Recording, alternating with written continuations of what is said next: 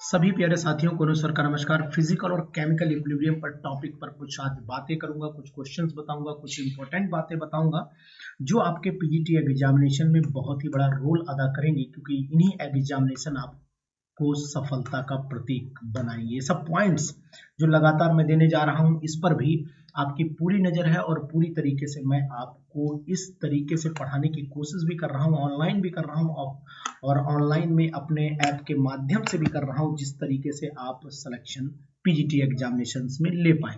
तो अनु सर का ये चैनल अब आपको आज बताने वाला है कि फिजिकल और केमिकल इक्विलिब्रियम की तैयारी हम लोग कैसे करें, किन किन टॉपिक पर विशेष ध्यान दें और साथ ही साथ किस टाइप के क्वेश्चंस करें। देखिए, फिजिकल इक्विलिब्रियम में जो मेन आपको बताने की कोशिश करूंगा कि यहाँ पर जो क्वेश्चन की लाइन लेंथ है वो मेनली फिजिकल प्रॉपर्टीज पर चलेगी, यानी इक्विलिब्रियम इस कंडीशन में चलेगी। तो यहाँ पर मैं हेडिंग बना लेता हूं, इक्विलिब्रियम कंडीशंस की मैं हेडिंग यहाँ पर बना देता हूँ। यानी इक्विलिब्रियम कंडीशंस का मतलब है कि सॉलिड लिक्विड इक्विलिब्रियम हो सकती है, लिक्विड गैस इक्विलिब्रियम हो सकती है। जैसे कि इक्विलिब्रियम कंडीशन में सबसे पहले आ जाती है सॉलिड लिक्विड इक्विलिब्रियम। तो यहाँ हेडिंग बना देता हूँ सॉलिड लिक्विड इक्विलिब्रियम। इस पर भी क्वेश्चन आने की पूरी उम्मीद है। सेकेंड पार्ट में दे देता हूँ लिक्विड गैस इक्विलिब्रियम। तो यहाँ पर हेडिंग बना देता हूँ लिक्विड गैस इक्विलिब्रियम। ठीक है, लिक्विड गैस इक्विलिब्रियम बना देता हूँ। थर्ड में आपको ध्यान देना है, एक बचा है मेरा सॉलिड गैस बचा है, तो यहाँ पर मैं लिख देता हूँ सॉलिड गैस इक्विलिब्रियम। तो सभी साथियों से मेरा विनम्र निवेदन है कि इन तीनों टॉपिक पर डिटेल स्टडी आप जरूर कर लीजिएगा, क्योंकि इनसे भी जो क्वेश्चन आते हैं वो एक्चुअली में थ्योरेटिकल पार्ट होता है। तो इनसे जो इंपॉर्टेंट पॉइंट बनेंगे वो थ्योरेटिकल पॉइंट बनेंगे, थ्योरी से जुड़े हुए थ्योरेटिकल, है ना, ध्यान दीजिएगा। थ्योरी रिलेटेड क्वेश्चंस आएंगे, थ्योरी रिलेटेड एमसीक्यूज बनेंगे, तो इन पर आपको विशेष तौर से ध्यान देना, जिसको मैं अभी आपको इंडिकेट भी किए दे रहा हूं। इस चीज का ध्यान दीजिएगा। दूसरी चीज ये है कि इसमें क्या होता है, एक नॉर्मल बॉइलिंग पॉइंट होता है ना, इसी तरीके से नॉर्मल मेल्टिंग पॉइंट होता है, इनकी डेफिनेशन। और कोई भी गैस मतलब जब लिक्विड में घुली जाती है तो उस पर गिब्स फ्री एनर्जी का क्या इफेक्ट होता है। तो यहाँ पर हेडिंग बना देता हूँ effect of dissolution of gas in liquid. और इस पे किसका इफेक्ट पड़ना है, डेल्टा जी का इफेक्ट पड़ना पड़ेगा। तो डेल्टा जी का मतलब हुआ कि हम लोग गिब्स फ्री एनर्जी की बात करेंगे। तो यहाँ delta G is equal to हो जाएगा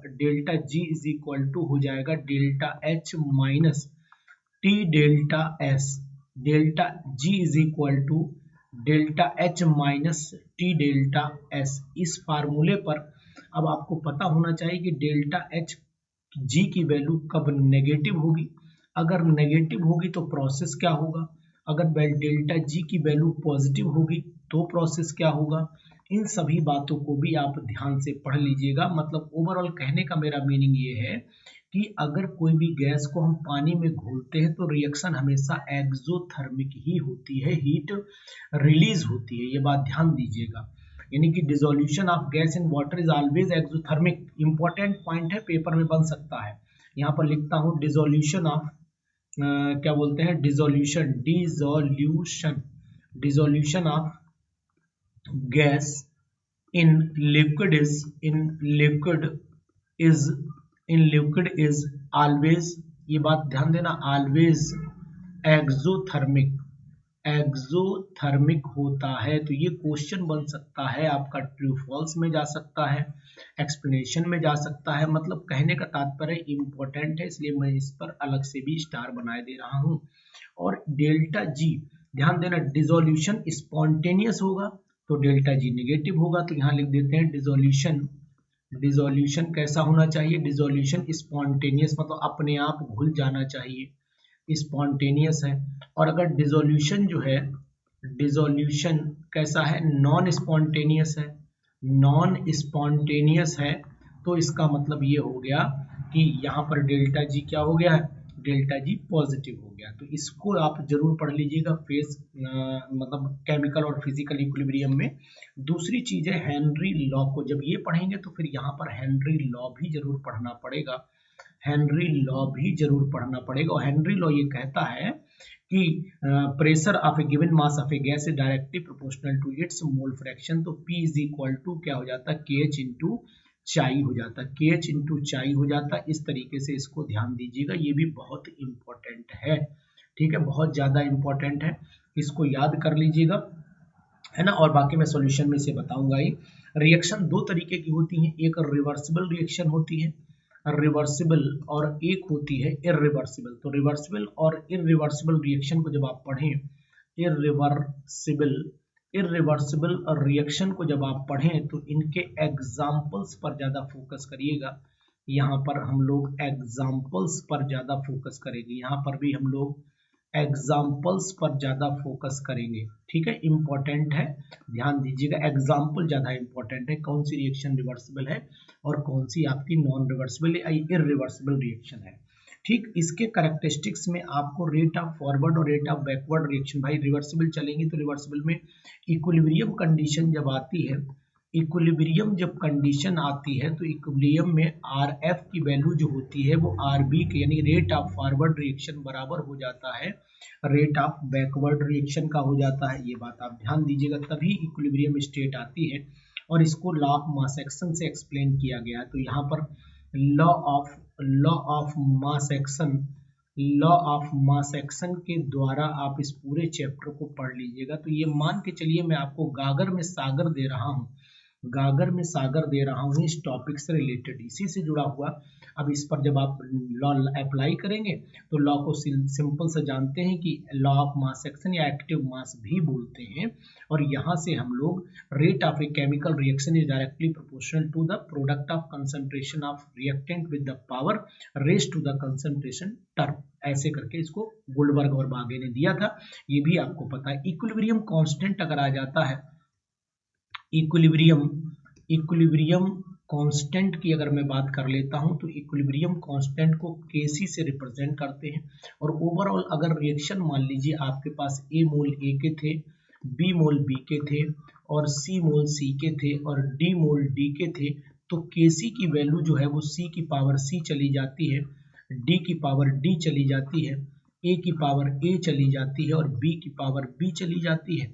तो इसका मतलब इसी से जुड़े बहुत सारे क्वेश्चंस आपके एग्जाम में आ सकते हैं, जैसे कि ये रिएक्शन पर एक बार आई भी है पीजीटी में, N2 + 3H2 रिवर्सिबल 2NH3 बनाया गया। साथ में एक रिएक्शन ये बनाई गई half N2 + 3/2H2 reversible NH3, ये दोनों इक्वेशंस बनाई गई। इसे इक्वेशन नंबर 1 डाला गया, इसे इक्वेशन नंबर 2 डाला गया और इन दोनों के Kc में इसका Kc1 माना गया, इसे Kc2 माना गया। इन दोनों के Kc में क्या रिलेशन है, यानी कि relation between Kc1 and Kc2।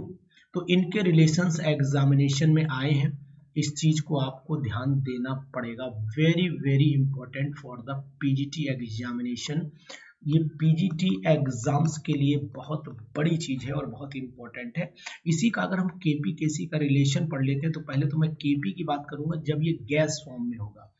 Gas form के लिए हम लोग ये इक्विलिब्रियम कांस्टेंट का यूज करते हैं, इक्विलिब्रियम कांस्टेंट का यूज करते हैं। उस समय केपी जब लिखा जाएगा, जैसे केसी लिखा है तो केपी इज इक्वल टू हो जाता है पीसी की पावर सी इंटू पीडी की पावर डी अपॉन में पी की पावर ए इंटू पी की पावर बी हो जाता है, ऐसे भी लिखा जा सकता है। इसी के साथ एक रिलेशन पढ़ना पड़ता है जिसका नाम है केपी केसी का रिलेशन। तो यहाँ पर हेडिंग बना देता हूँ, relation between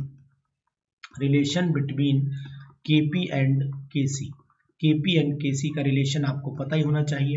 KP is equal to हो जाता है केसी इंटू आरटी की पावर डेल्टा एन। अगर डेल्टा एन की वैल्यू 0 हो गई तो केपी केसी के बराबर हो जाता है, ये आप जानते हो।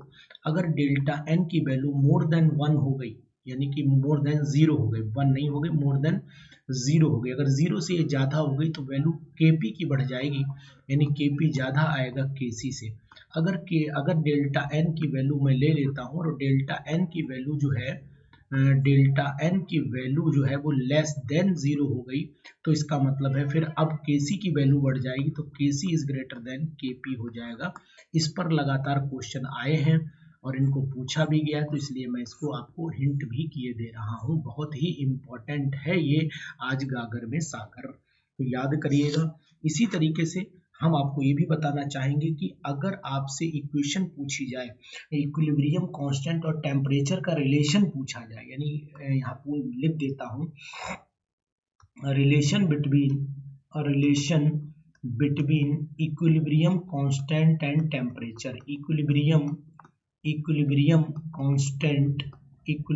कांस्टेंट एंड टेम्परेचर, इसका रिलेशन पूछा जाए तो घबराइएगा बिल्कुल भी नहीं। इक्वेशन एग्जामिनेशन में आ सकती है, गिब्स फ्री एनर्जी के साथ में इसका रिलेशन भी आपको याद रहना चाहिए। और फाइनल इक्वेशन जो आती है एग्जाम में log K2 upon K1 is equal to delta H, और नीचे आ जाता है 2.303 R, और ब्रैकेट में आ जाता है T2 minus T1 upon T1 T2। ये इक्वेशन जो है ये बहुत ही इम्पोर्टेंट इक्वेशन है, और इसको हम लोग जो है बेंट हॉफ इक्वेशन के टर्म में भी यूज करते हैं। तो ये एग्जाम में आ सकती है, ध्यान दीजिएगा, नहीं तो फिर आपके लिए बहुत दिक्कत हो सकती है।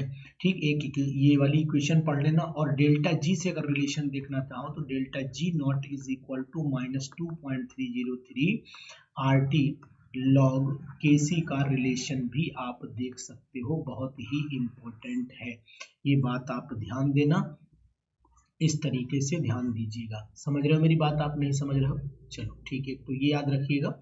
दूसरी चीज आपको ये ध्यान देनी है कि होमोजीनियस और हेट्रोजीनियस पर भी काम करना है। एग्जाम्पल ज्यादा नहीं, होमोजीनियस के एग्जाम्पल, होमोजीनियस के एग्जाम्पल, रिएक्शन के एग्जाम्पल, जैसे कि मान लो एक एग्जाम्पल दिए देता हूँ, 2SO2 गैस लिया, O2 आपने गैस लिया, रिवर्सिबल का साइन मारा, 2SO3 गैस, तो दोनों रिएक्टेंट और प्रोडक्ट गैसियस फॉर्म में है, मतलब सेम फेज में है, तो ये क्या हो जाएगा, तो ये कहलाएगा आपका सिंपल सा होमोजीनियस। हेट्रोजीनियस में क्या हो जाएगा, हेट्रोजीनियस का एग्जाम्पल में आपको ध्यान देना पड़ेगा कि यहाँ पर दोनों अलग, जैसे कि मान लो मैंने एग्जाम्पल लिया 3Fe का एग्जाम्पल ले लिया, ये क्या है, मेटल है, सॉलिड है, और यहाँ पर स्टीम इसके ऊपर हमने पास कर दी, तो ये स्टीम है, एस का मतलब स्टीम, ST पूरा लिख देता हूँ, नहीं तो कंफ्यूजन आपको हो जाएगा। यहाँ पर मैं लिख देता हूँ स्टीम, ये मैंने स्टीम लिख दिया। अब इसकी मैंने जब रिएक्शन कराई तो हमें फिर सॉलिड मिल गया, भाई ये भी सॉलिड था, ये स्टीम था, अब अलग अलग हो गया ना, Fe3O4 ये भी सॉलिड बन गया, और ये हाइड्रोजन यहाँ पर गैस बन करके निकल गया, तो ये हमारी हेट्रोजीनियस में आ जाती है, क्योंकि यहाँ सेम फेज है, यहाँ तक सेम फेज नहीं दिखाई दे रही। बहुत ही इंपॉर्टेंट सीरीज चल रही है। और एक चीज मैं आपको और बताने की कोशिश करूंगा कि एक फार्मूला आप और याद करके रखिएगा, जिसमें हम लोग डिग्री ऑफ डिसोसिएशन निकालते हैं, मोलर डेंसिटी आफ्टर डिसोसिएशन निकालते हैं, तो अगर पेपर में आ सकता है तो ये भी इक्वेशन आ सकती है, नोट कर लेना कहीं पर, बहुत इंपॉर्टेंट है। मोलर डेंसिटी आफ्टर डिसोसिएशन का फार्मूला क्या बनता है, D इज इक्वल टू बन जाता है स्मॉल m, और नीचे आ जाता है 1 माइनस x, एक ब्रैकेट में लीजिएगा, और x माइनस, या x ले चुके y ले लो, इस बार x लिया है, मैं बताऊंगा कि बाद में कैसे ड्राइव हुआ है, y माइनस 1, और यहाँ पर ब्रैकेट बंद कर दीजिए, टोटल को ब्रैकेट में बंद करके v से मल्टीप्लाई, वॉल्यूम से मल्टीप्लाई कर दीजिए, ये ब्रैकेट स्मॉल मान लीजिए, कैपिटल वॉल्यूम से मल्टीप्लाई कर लीजिएगा, ठीक है। ये फार्मूला आपसे पूछा जा सकता है, इसी के बेस पर अगर इस फार्मूले को आप चेंज करने की कोशिश करेंगे तो ये भी हो सकता है कि हम फाइनली इस फार्मूले को डिग्री ऑफ डिसोसिएशन में भी कन्वर्ट कर सकते हैं। तो डिग्री ऑफ डिसोसिएशन अल्फा या एक्स लिख लो, अल्फा लिख लो, जो चाहे, यहाँ पर MC माइनस M नॉट या M0 बोलो, ऑब्जर्व्ड है वो बोलिए, इसके बाद M ऑब्जर्व्ड लिख लीजिएगा, Y माइनस 1, जैसे आप याद कर पाओ, ये दोनों फार्मूले एग्जाम के लिए बहुत इंपॉर्टेंट है। इसके बाद आपको ली चैटलियर का प्रिंसिपल भी पता रहना चाहिए, तो हेडिंग हमारी एक जरूर पड़ेगी, ली चैटेलियर प्रिंसिपल, और ली चैटेलियर प्रिंसिपल पे भी बड़ा कर रहे कंसेप्चुअल क्वेश्चंस आते हैं। ली चैटेलियर प्रिंसिपल पर कंसेप्चुअल क्वेश्चन आते हैं, पढ़ जरूर लीजिएगा। कंसेप्चुअल क्वेश्चंस आते हैं इस पे, जैसे कि अगर मान लीजिए effect of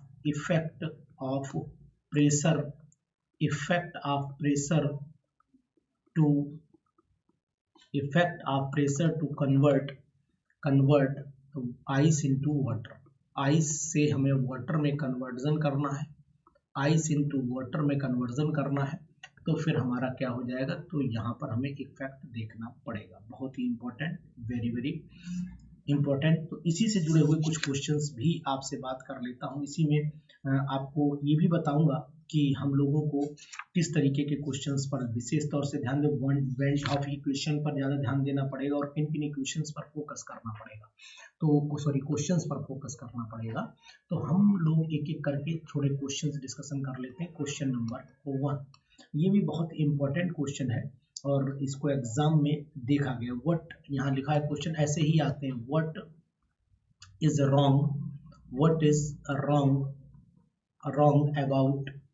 wrong about equilibrium. Equilibrium के बारे में क्या रॉन्ग है, इस चीज का ध्यान दीजिए। तो ए ऑप्शन दिया है इन्होंने delta G equilibrium is equal to 0, क्या ये बात रॉन्ग है। बी ऑप्शन दिया है इन्होंने मतलब लिख सकते हैं कि जो रिएक्शन है वो सीज हो जाएगी, तो लिख सकते हैं रिएक्शन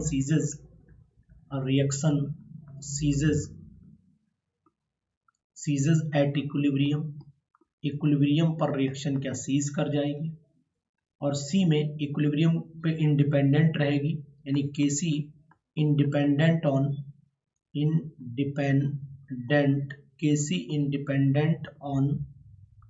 किस पे, इनिशियल एंड फाइनल कंसंट्रेशन, ये बात ध्यान दीजिए, फाइनल कंसंट्रेशन। और इसी तरीके से आप डी पे चले जाइए, यानी कैटलिस्ट का इफेक्ट नहीं होता, तो कैटलिस्ट हैज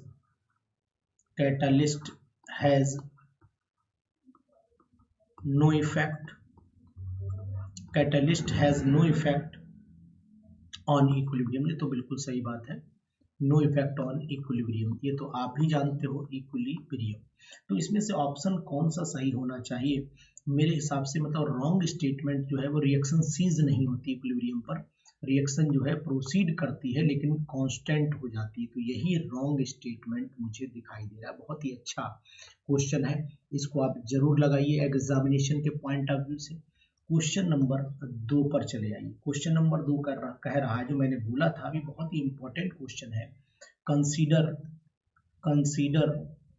द रिएक्शंस, ये रिएक्शन में बोल रहा हूँ। सबसे पहली रिएक्शन है H3PO4 और यहाँ पर लिखा गया है K1, H3PO4 यहाँ K1 लिखा गया है और यहाँ H positive plus H2PO4 negative, इसके बाद H2PO4 नेगेटिव और यहाँ पर लिखा गया है K2 और यहाँ H पॉजिटिव हो जाएगा प्लस HPO4 नेगेटिव 2 बार हो जाएंगे। उसके बाद HPO4 नेगेटिव, क्या करूँ, HPO4 2 नेगेटिव लगा दूँ और इसके बाद मैं K3 लिख लूँ, ज़्यादा बढ़िया रहेगा, K3 लिख दूँ, H positive plus PO4 try negative, इस तरीके से। अब इक्विलिब्रियम कांस्टेंट Kc निकालना है, देखिए ध्यान से, यहाँ पर क्वेश्चन कह रहा है इक्विलिब्रियम कांस्टेंट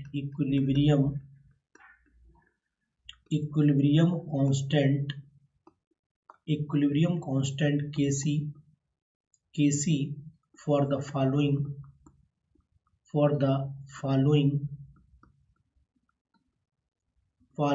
dissociation।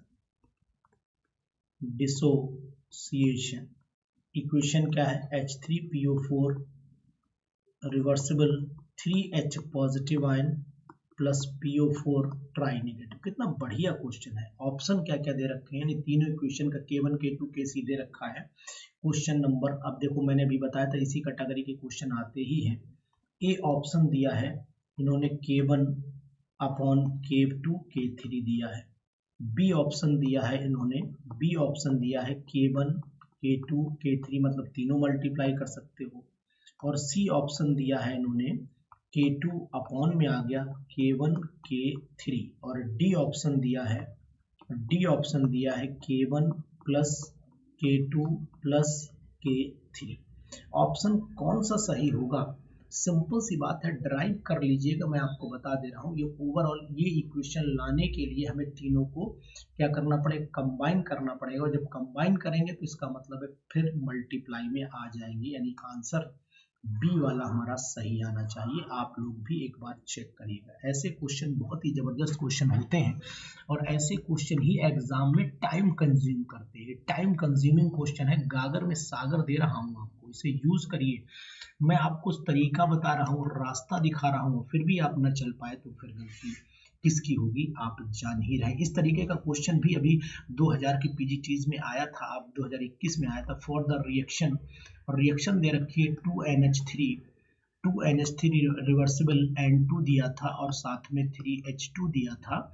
और यूनिट ऑफ केपी पूछा गया, यूनिट ऑफ केपी। न मानो तो पेपर उठाओ निकालो देखो, लेकिन बस यही था कि आंसर को पैटर्न में बदला था। यहाँ एटमॉस्फेयर में आएगी यूनिट, बी एटमॉस्फेयर क्यूब में आएगी यूनिट, या फिर ऐसा था कि एटमॉस्फेयर एटीएम -2 में आएगी, और नेक्स्ट ऐसा था कि एटीएम स्क्वायर में आएगी। तो इस तरीके से इसमें से कहाँ पर यूनिट आएगी, ये बात भी आपको जानना बहुत जरूरी है। मैं आपको सिंपल सी बात बताऊं, केपी जब निकालोगे तो गैस फॉर्म में है, तो निकाल कर देख लो। P KP is equal to ये हो जाएगा आपका PH2 की पावर 3 इंटू PN2 हो जाएगा, और नीचे आ जाएगा PNH3 की पावर 2। तो इसका मतलब है कि एक कट जाए, स्क्वायर बचेगा भाई, एटमॉस्फेयर का क्यूब हो गया, इंटू ये भी एटमॉस्फेयर में हो गया, ये नीचे एटमॉस्फेयर स्क्वायर हो गया, एटीएम स्क्वायर हो गया। तो एक ये कटा, एक ये कटा, एक इसका कटा, एक इसका, तो एटीएम स्क्वायर बचा ना, केवल एटीएम स्क्वायर बचा। तो जो आंसर डी है फिर मेरे हिसाब से यही सही आएगा। और कभी कभी ये डीएम क्यूब इस टाइप की यूनिट बदल करके दे देते हैं, तो उसमें भी आपको ध्यान देना चाहिए कि वहां पर भी आपको ये चीज मिल सकती है। क्वेश्चन नंबर 4 पे आ जाइए, है ना। पूछा गया कि Le Chatelier principle is not applicable, बहुत ही इंपॉर्टेंट। ली चैटेलियर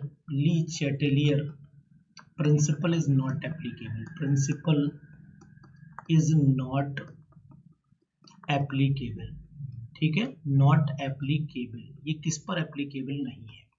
तो ए ऑप्शन दे रहा है H2 प्लस I2 रिवर्सिबल 2 है I। बी ऑप्शन दे रखा है इन्होंने N2 plus 3H2 reversible 2NH3। C option दे रखा है इन्होंने PCl5 और यहाँ PCl3 प्लस Cl2। और डी ऑप्शन दे रखा है इन्होंने Fe solid plus sulphur solid reversible FeS solid. तो भैया मैं सिंपल सी आपको बात बताने की कोशिश करूंगा यहाँ पर कि जो सॉलिड होते हैं उनमें यूनिट हो जाती है कंसंट्रेशन, तो यहीं पर एप्लीकेबिलिटी नहीं होती है। बहुत ही इंपॉर्टेंट है ये क्वेश्चंस, आप ये जान लीजिए। अनुसार के साथ रहोगे सफलता मिलेगी, इधर उधर भटकोगे कोई फायदा नहीं मिलेगा आपको, ये मान लीजिए। मैं आपको सटीक चोट देता हूं जहां मुझे देनी चाहिए। अगर मान लो फॉर इक्विलिब्रियम क्वेश्चन आ गया, फॉर इक्विलिब्रियम और इक्वेशन दे रखी है मान लो 2NO प्लस Cl2, ये भी गैस, ये भी गैस, और ये 2NOCl बनेगा, ये भी आपका गैस है। तो इसका मतलब है Kp is related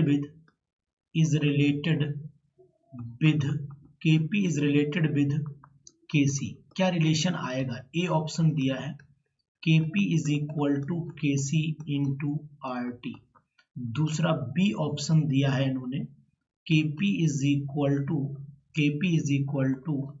Kc into RT की पावर 2। और सी ऑप्शन दिया है Kp is equal to Kc upon RT। और यहाँ पर डी ऑप्शन दे रखा है Kp is equal to Kc upon RT की पावर 2। तो इस बात का ध्यान दीजिएगा कि इसका जवाब क्या होना चाहिए। तो ये क्वेश्चन का जवाब अगर आप देखोगे तो यहाँ KC डेल्टा एन की वैल्यू निकाल दो, तो डेल्टा एन तो यहाँ पर कितना आएगा, माइनस का आ जाएगा ना। Delta n is equal to 2 minus 3 मतलब माइनस का 1 आ गया। तो KP is equal to KC और RT की पावर हो गया RT की पावर -1, तो इसे नीचे ले आइए तो KP is equal to KC बटे RT हो जाएगा। तो आंसर नंबर मतलब जो है यहाँ पर हमें सी ऑप्शन मिल जाएगा। तो है ना बेस्ट क्वेश्चन। तो ऐसे क्वेश्चन करिए, प्रैक्टिस करिए बढ़िया सी और निकालिए पीजीटी एग्जामिनेशन 100%। पीजीटी एग्जाम 100% के साथ में इम्पोर्टेंट। एंड दिस वीडियो जो है वो आपके लिए वरदान साबित हो। इस वीडियो को अपने दोस्तों में जरूर शेयर कर दीजिएगा, जिससे कि आप सफल हो पाए और वो लोग भी सफल हो जाएं जो यूट्यूब चैनल के थ्रू पढ़ाई कर रहे हैं। Thank you, have a nice day.